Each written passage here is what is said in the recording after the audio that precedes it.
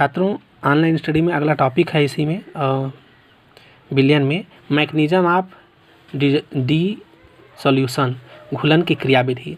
अब घुलन की क्रियाविधि मैं आपको बता रहा हूँ। जैसे कोई जैसे NaCl का क्रिस्टल है, NaCl का जो क्रिस्टल होता है वह किस तरह से घुलनशील होता है, क्योंकि NaCl में Na+ होता है और Cl- होता है। आप ये फिगर में देख रहे हैं NaCl, मान लीजिए मैंने क्रिस्टल ये बनाया है, ठीक है, तो माइनस है, और ये देखिए कोई पार्टिकल इसमें घुल रहा है, तो ये माइनस है तो ये प्लस पार्टिकल से आंशिक रूप से धनावेश है, आंशिक रूप से ऋणावेश है। तो इस तरह से जो ये क्या है, एक घुलनशील होता है, ठीक है। तो NaCl का ये क्रिस्टल है।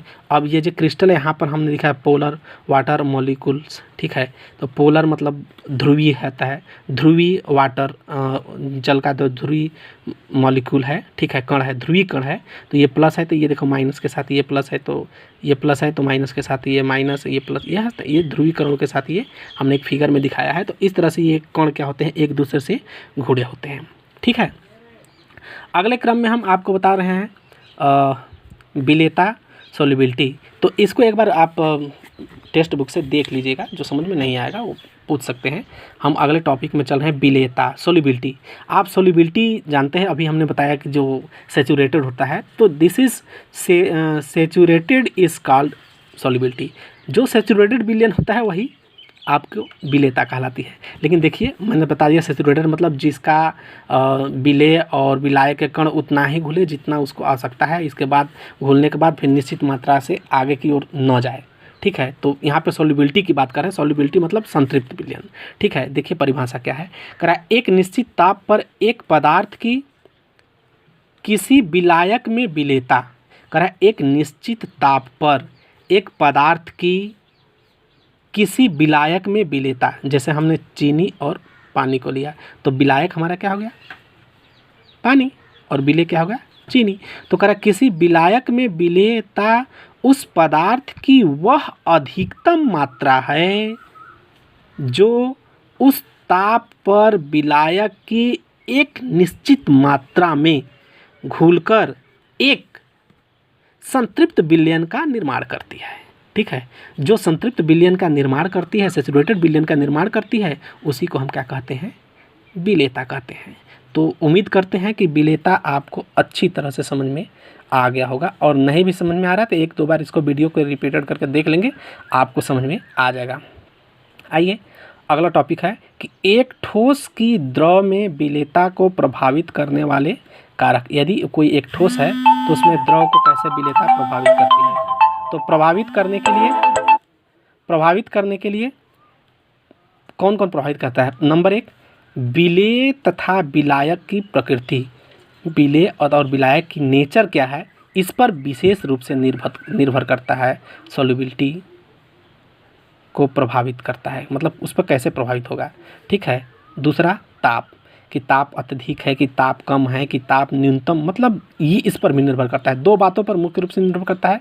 नंबर 1, विलेय तथा विलायक की प्रकृति, और दूसरा ताप।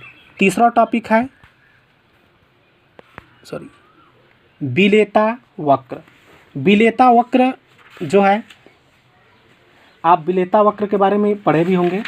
और विलेयता वक्र किसी लवण की विलेयता पर ताप के प्रभाव को प्रायः एक वक्र द्वारा व्यक्त किया जाता है, जिसे विलेयता वक्र कहा जाता है, ठीक है। नाम से ही स्पष्ट है, विलेयता वक्र मतलब सॉल्युबिलिटी, ठीक है, सॉल्युबिलिटी कर्व।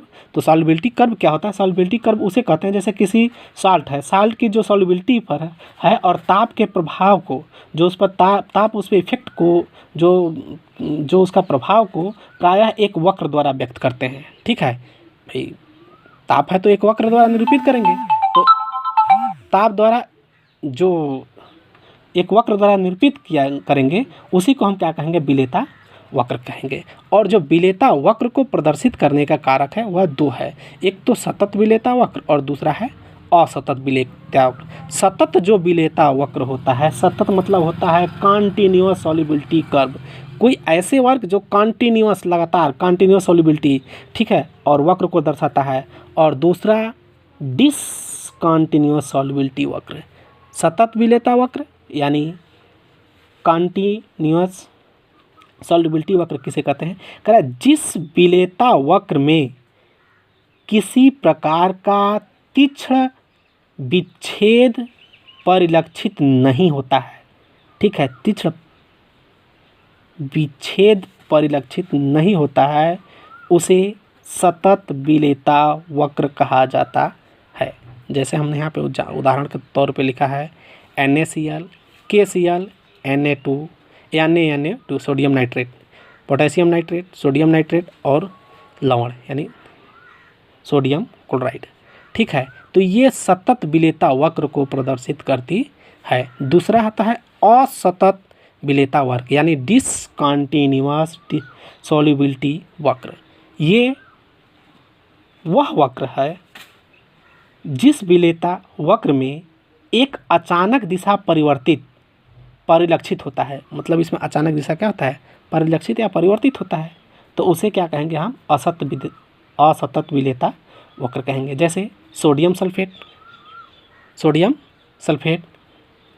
और कैल्शियम क्लोराइड लिखे हैं ना, सोडियम सल्फेट और कैल्शियम क्लोराइड। तो ये असतत विलेयता वक्र को प्रदर्शित करती है और ये सतत विलेयता वक्र को प्रदर्शित करती है। छात्रों, कुछ वीडियो लंबा हो रहा है तो हम नेक्स्ट टॉपिक में आपको कुछ पढ़ाएंगे, लेकिन थोड़ा इस पर कुछ है जो मैं आपको बता दे रहा हूँ। जैसे द्रव का वाष्प दाब, द्रव का जो वाष्प दाब होता है किसी निश्चित ताप पर गतिशील अवस्था में एक द्रव की वाष्प दाब द्वारा आरोपित बल को उस ताप पर द्रव का वाष्प दाब कहा जाता है। यह दो कारकों पर निर्भर करता है, पहला द्रव की प्रकृति पर और दूसरा ताप पर। तो इसको छात्रों पढ़ देना, मैं नेक्स्ट टॉपिक पढ़ाऊंगा। जैसे राउल्ट का नियम हो गया, ठीक है, आप देख लो, और अवाष्पित विलेयता ये सब है जो कल मैं आपको टीचिंग कराऊंगा, तो इसको भी एक बार लर्न कर लीजिएगा। ठीक, थैंक यू वॉचिंग के लिए।